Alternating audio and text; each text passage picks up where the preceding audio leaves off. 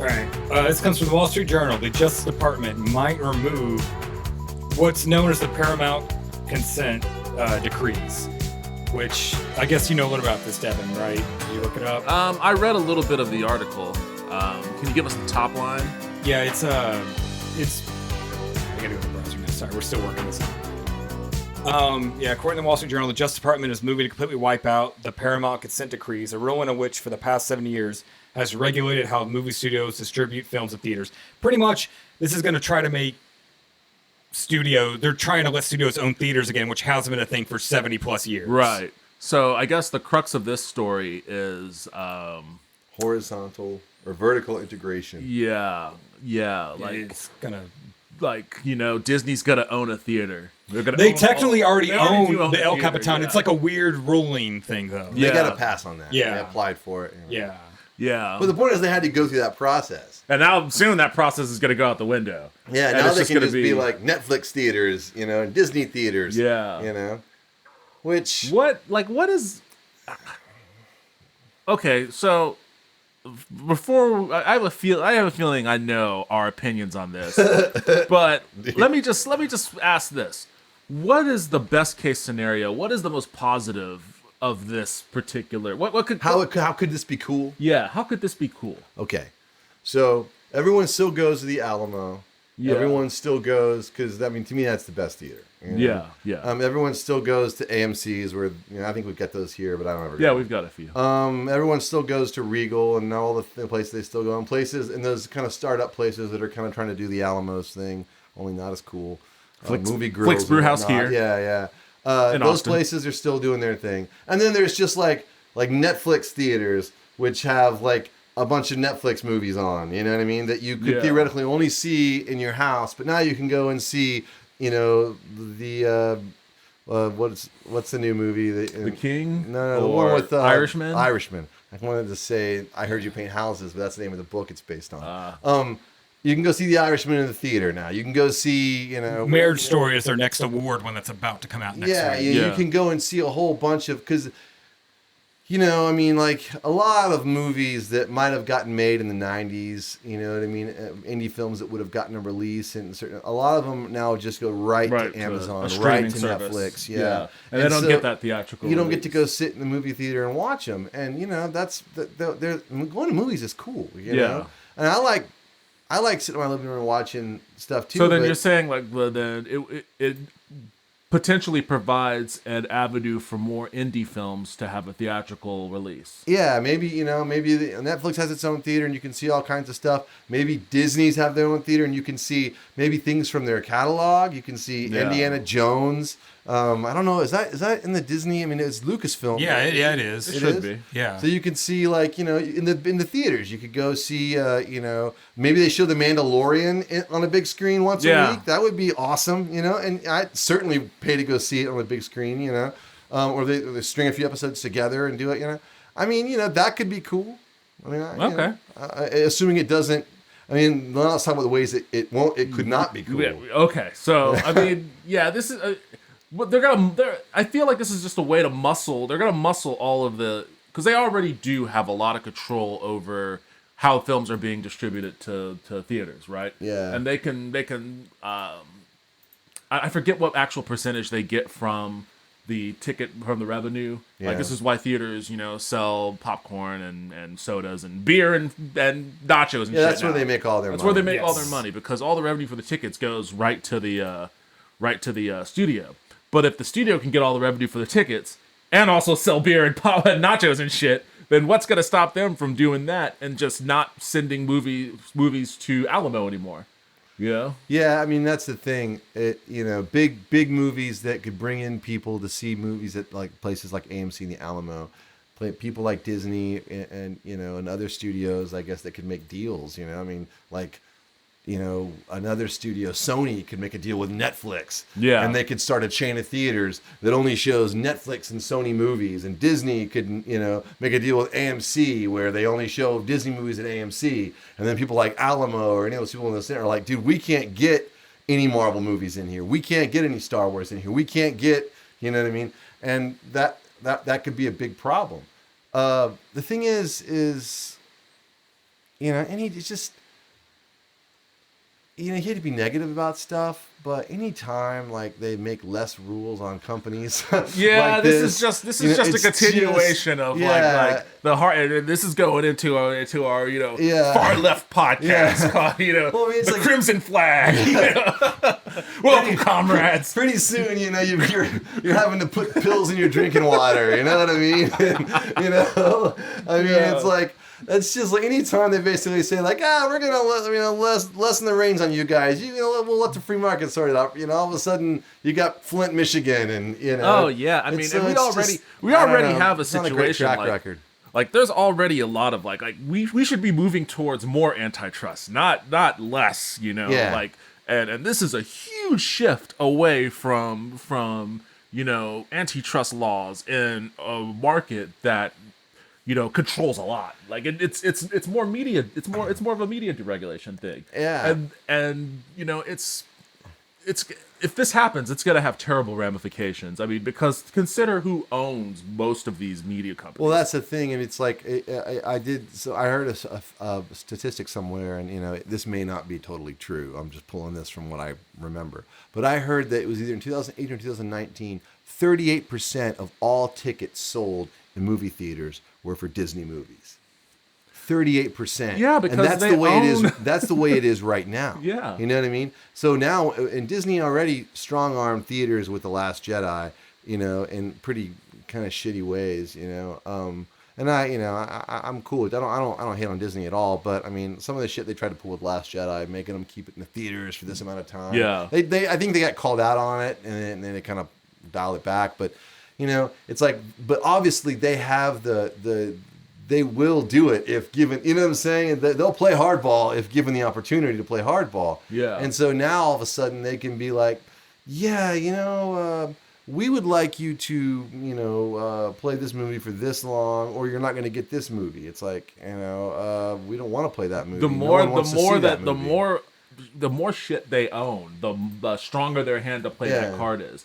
When it was just, Pixar and Disney Animation and whatnot, and, Miramax. Don't forget Touchstone. And Touchstone. Does Touchstone still exist? No. Yeah, I was about to say, like, wait a second, Touchstone. That was a deep cut. Yeah. But, like, when 80s and 90s kids. When they just had that, then, yeah, they still had weight, but, nothing to the degree of, we also own all the Star Wars stuff. Oh, we also own all the Marvel stuff, like the problem. I mean, here's one of the things about it is they've been crazy successful with that stuff. Yeah, I mean that's the thing. That's what it's allowed them. In the classic, well, the cream rises to the top, son. It's like you can't really shake a stick at their results. I mean, they bought Marvel and they just turned it into just and people that love Marvel, they fucking love those movies. Yeah, what I mean? And like the funny thing is, like when they bought Marvel, like it was met with revelry from a lot of people because like it was just like, oh, they're finally gonna get X-Men. They get Fox too. They also bought Fox, so Fox movies are all part of that. People are super happy and it's about like, that. Oh, we're gonna. And it's like, I'm happy too. I'm a huge X-Men person. I want to see those movies. But see, that was after they bought Marvel. I mean, everyone knows that was what after to expect. Because they bought Marvel and they brought it up to like such a level.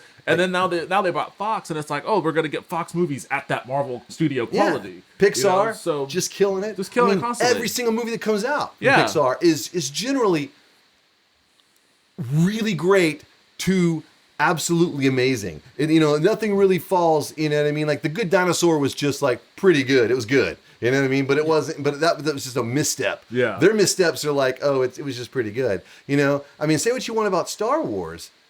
Every one of those movies has made over $1 billion, except for Solo, which was Bob Iger's fault. He wanted to put it out in May, which was right after Infinity War. It was really, if that movie had come out in December, like they usually have been, maybe it wouldn't have gone to $1 billion, but it would have gotten close. You know what I mean? Yeah, like so. Yeah, this turn of events, we're gonna have to keep an eye on this one. Yeah, I know. But when you look at another studio like Warner, and it's just like fucking shit sandwich after shit sandwich. Yeah. I mean, they'll hit with Joker, they'll hit one, but it's a lot rockier. You know what I mean? So like, what happens when like a really shitty place? Like, I'm sorry, Warner Brothers, we're picking on you here. You're not really shitty, but you gotta up your game a little. Well, so they have the ability then to have a Warner Brothers theater where they'll just show all their movies, and Like, is that beneficial for them, or would it make more sense for Warner Brothers to partner with Disney to show movies in a Disney theater? Like, either way, they're gonna extract the opportunity for other theaters to show their stuff. The problem is that it's classic.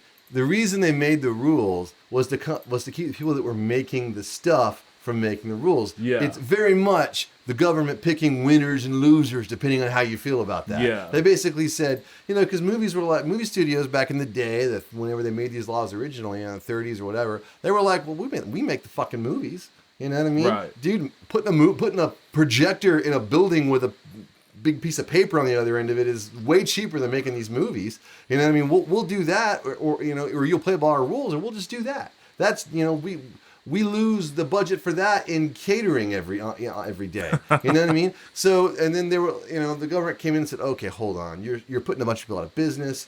This can be its own thriving industry, and you can still do your thing. So we're going to make some rules to keep you out of that. And the idea is right. I mean, basically, it's regulating the market, exactly. so that invisible hand doesn't crush all of the workers. Exactly. Yeah. So and now you take those things off, and there's a good possibility they can do that. Maybe places like Alamo will be able to rise above because they offer something beyond just going and seeing a movie. Almo's a brand. Yeah, you go there. It's almost vaudevillian. Exactly. You watch the stuff before the movies. You watch. It's the vibe. It's the watch parties and all that sort of stuff. We'll have to see. So maybe it'll raise the game. Maybe it'll force theaters to not just rest on serving bar food while showing a movie. They'll have to do more things. Maybe within their community. Alamo is very active within the Austin community. Yeah. I don't know how it is with Alamo, LA, but I'm certain it's probably the same sort of thing. But there are plenty of other theaters in LA. But in LA, they have the ArcLight. Which they is have the ArcLight. nice. It's the one I always hear the movie people talking about. Yeah. I saw Rogue One there when I was in LA last time. It was fine. Yeah. I still like the Alamo better. All right, this one just a quick little also update, just kind of funny. We talked about the DOJ's ruling on the theaters can be owned by studios again. Netflix already swooped up and reopened the closed Paris Theater in New York City. Yeah, man, it's happening already. Again, this goes back to the thing. I mean, it's actually cool that they did that. I kind of like the Netflix one as well. In this instance, it's tough, man. That theater would be like a department store. It's a historic theater, right? Yeah. It was the last one-screen theater in the entire city that was still open. Wow. So, in this particular instance, it's cool that they did that for certain. And I feel like that was a strategic move definitely on their part. Like, if we're going to get into the world of having our own theaters, the first thing we need to do is make sure that our first theater is seen as a good thing, as a public good. Like, we saved a historic theater. Cool. But like, it's not going to be too long before Netflix theaters are in strip malls, they're the brand new things being built. So it's interesting that so far, like, I don't even know, have the Paramount Consent Decrees, have those officially been? I don't think that ruling has been. Not that I can officially. I just see that it's in the process. I don't know exactly how that's working. I guess they just rolled the dice. Yeah. I don't know, man. I mean, that's the thing. We live in a town. We're in Austin. It just seems like something cool gets destroyed like almost on a weekly basis here. Right. Something that was awesome. You know what I mean? It's almost I would almost say that is somewhat maybe uniquely Texan. Maybe uniquely. I don't know if they do this very often in like Boston or something, a city that's 500 some odd years old. It has all sorts of historic landmarks here and there. It's happened some. I'm sure it's happened But some I mean, like, too. dude, But like the poorhouse in Texas is just infuriating. You drive down there and it's just this shitty condo, and like the poorhouse is now this like shitty bar in the bottom with a little shit patio. And it's like, to think about how cool that place was. And it's only a couple feet away from where the original poorhouse was. And that whole like farmers market complex that had been there since like 1919, they just bulldozed that whole thing. I like that farmers market without any care whatsoever. It's like, yeah, fuck you. That's why. You know what I mean? And there was nothing anyone could do to stop them. And they didn't even like. I mean, and it's like, I don't know, man. It's like the Dog and Duck is a fucking parking lot. Yeah. We're getting like into serious kind of local Austin shit, but it's just like. Well, I'm sure it relates to a lot of people in their area. But I think that's a part of what makes it, quote unquote cool that Netflix was able to at least save this particular theater. But I mean, the fact that they are able to do that is, that's the harbinger of what the Paramount Consent Decrees being pulled back, what that means. I'm not really sure Netflix is the one we have to really be afraid of. No. I think it's Disney. I think it is Disney, and it's probably also like, I don't even know what their biggest, I don't even know if they have anything, a competitor that. Closest is Warner Brothers. It would have to be Warner Brothers. I actually saw, I would have thought Universal. There's actually an excellent video right now on a YouTube channel called Just Right. I highly recommend all his video essays. They're excellent. But he's talking about the Disney monopoly. Yeah. And he was saying that 38% of all box office revenue. You know what? You mentioned that. I looked it up and I actually posted it on our Twitter. You should follow our Twitter. It's at @Nerdcast. That stat, it's actually like, I think it was 23. It's between 23 or 26%. Is that for 2019? Because this is for 2018. It was either for 2018 or 20. I think it was 2018 actually. Okay. Yeah. I'll have to look that up. I'll post a link to that article in the description of this video. But yeah, I did actually look. In that the video, up. he said 38%, and I've read 38% somewhere Okay. else as where. So I don't know which one it is, but I've definitely seen it twice. But he said that Warner Brothers was their closest competitor, and it was like 13 or 12%. It's less than half. Wow. And that's his point. He was just like, so I mean, and Disney has been. They've done this before. I mean, they tried with The Last Jedi to kind of strong arm theaters, like what screens they could run it on, and how long they had to run it in their biggest theater in any complex. Right. They had to run it for 4 weeks, and it really hurts theaters. I think they ended up backing off. We talked about this last week, but I mean. You've got a company that owns Pixar, they own Star Wars, and they own Marvel. Your basic big productions. And yeah. it's like if they want to have their own theaters and say we can only see those theaters there, they can really, really hurt theaters because your Star Wars, your Marvels, your Pixars. I mean, like this year alone, it's like think about it. It was Endgame was this year. Endgame. We're going to have Rise of Skywalker at the end. Rise of Skywalker. There was Frozen 2 is killing 2. it. There was also, what was the Pixar? Was there a Pixar? There one was. I haven't seen it yet, or maybe I did see it. No, Toy Story 4. Toy Story 4. Huge. Yes, of course. It was great. I saw it. I mean, just think about all that. Not theaters not being able to show those movies. Those movies are showing at a Disney theater, and you can only go see it at a Disney theater. And honestly, people aren't going to care. They're not. It's a theater. To the theater and see it. If they want to go to see it in a theater, they're going to go to see it in a theater. And that could put the hurt. That could put the hurt on theaters. Netflix. Maybe they could move into that, but Netflix doesn't own. They don't. All these properties. They're still very dependent on building their own roster of IP, which I don't like. What is like? I guess they have some stuff now, like their television shows. I don't think they've released a movie that has really taken off in a theater the way Bird Box was a hit on Netflix. I mean, quotes on that because they never released their numbers. Exactly, yeah. So we don't really know. Like if it was a theatrical release, then maybe we would be able to look at box office numbers. Yeah. But because we don't have access to what Bird Box actually did, we can just speculate based on the internet chatter for it. But even Bird Box, like, does that come close to what a Disney movie would do? Who knows? I would have guessed not. Probably not. I mean, I don't think Disney has anything or Netflix has anything. Oh, I don't think they have anything like Endgame or Rise of Skywalker or any or even like a Pixar movie or like Frozen or any of that. Yeah, it's gonna be tough times out there. It's funny how recent this is for Disney. I mean, Bob Iger. I mean, as far as like the world of business, you know what I mean?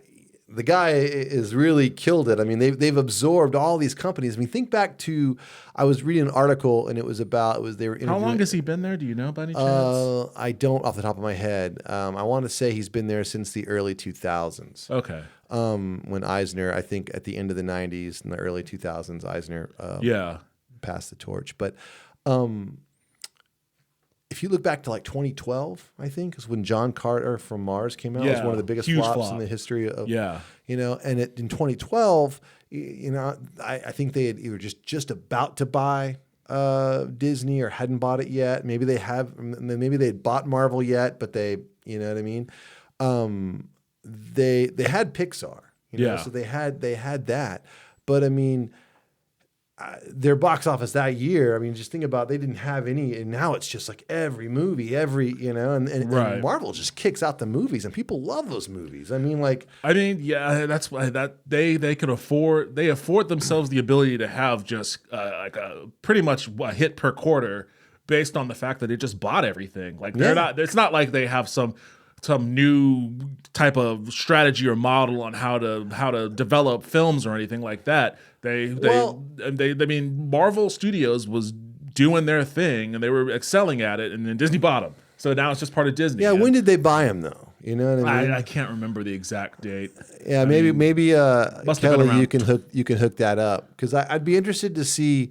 Because the thing is one of the things Disney has done is... And I'm not saying that Disney doesn't know how to make great movies. Well, yeah, but the thing is they haven't run this shit into the ground. Now, certain people about Star Wars would say they have, you know, but to me, it's like, you know, other than Bob Iger insisting Solo open when it did, you know, all those movies have made a fuck ton of money. Right. You know? I mean, to me, if Solo comes out in Christmas of that year, it might have come close to $1 billion as well. Instead of Mary Poppins Returns, which, you know, yeah. Well, anyway, I think so long story short, I think that, you know, it could be a harbinger of things to come. I think in this instance, it's really cool that they would keep that. In this particular open. instance, it's cool. It's definitely a harbinger of things to come. I guess we'll probably talk about this again more in maybe the near future. Well, it'll be really interesting to look back on these talks. It would be in like 5 years when it's like, you know, when we're all working for Disney or Amazon. I wish I could work for Disney. Give me a call, guys. I'll do anything for you guys. All right, what's the next story? Oh, Kelly, do we know when Marvel was purchased? I have a few dates that I was looking up several dates. Iger named CEO in 2005. He was previously with the company in another position. Okay. But CEO in 2005. Marvel was acquired in 2009. Okay. So not even that long ago. Lucasfilm was 2012, and I'd say about 5 more years till he owns us.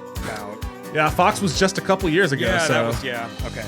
Yeah, not too long before he owns us. Probably already does, we just don't know it yet.